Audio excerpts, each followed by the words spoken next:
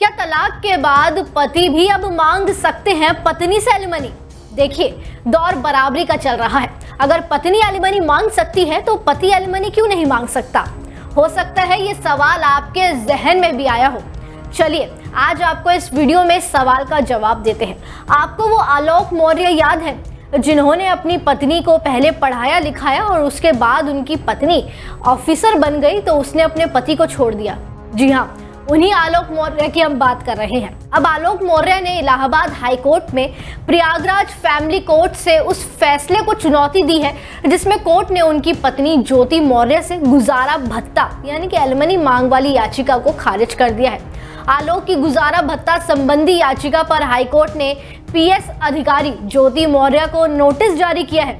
अब इस मामले पर 8 अगस्त को सुनवाई होगी, तभी पता चलेगा कि क्या पति भी एलिमनी मांग सकता है या नहीं।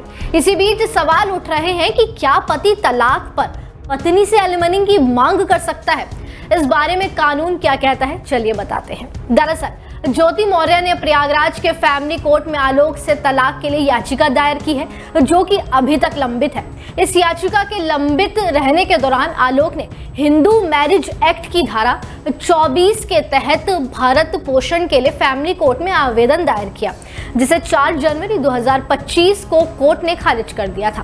फैमिली कोर्ट के इस फैसले के खिलाफ उन्होंने हाई कोर्ट के समक्ष प्रथम अपील अब दायर कर दी है।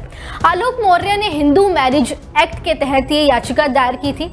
हिंदू मैरिज एक्ट यानी कि हिंदू विवाह अधिनियम 1955 की धारा 24 के तहत तलाक या अन्य वैवाहिक विवादों के दौरान पति हो या पत्नी, इन दोनों में से कोई भी पक्ष गुजारा भत्ता की मांग कर सकता है, बशर्ते है कि जो मांग कर रहा है वो आर्थिक रूप से कमजोर हो, खुद का भरण पोषण करने में असमर्थ हो।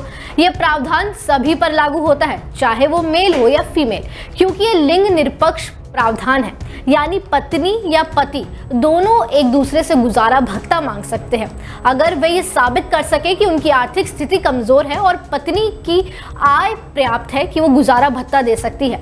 आलोक की याचिका पर सुनवाई करते हुए न्यायमूर्ति अरिंदम सिन्हा, डॉक्टर योगेंद्र कुमार श्रीवास्तव की खंडपीठ ने मामले की अगली सुनवाई के लिए 8 अगस्त की तारीख को दिया है।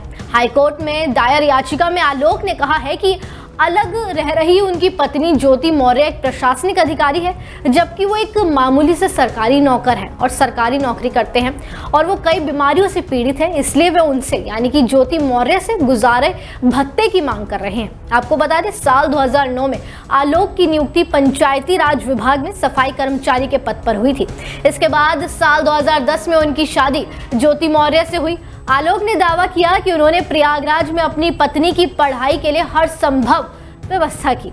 उन्होंने आरोप लगाया कि पीसीएस परीक्षा पास करने के बाद जब साल 2015 में उनकी एसडीएम के रूप में नियुक्ति हुई तो ज्योति का और उनके परिवार के प्रति व्यवहार बदल गया और कहा बीच में ये भी जा रहा था उन्होंने आलोक को धोखा दिया।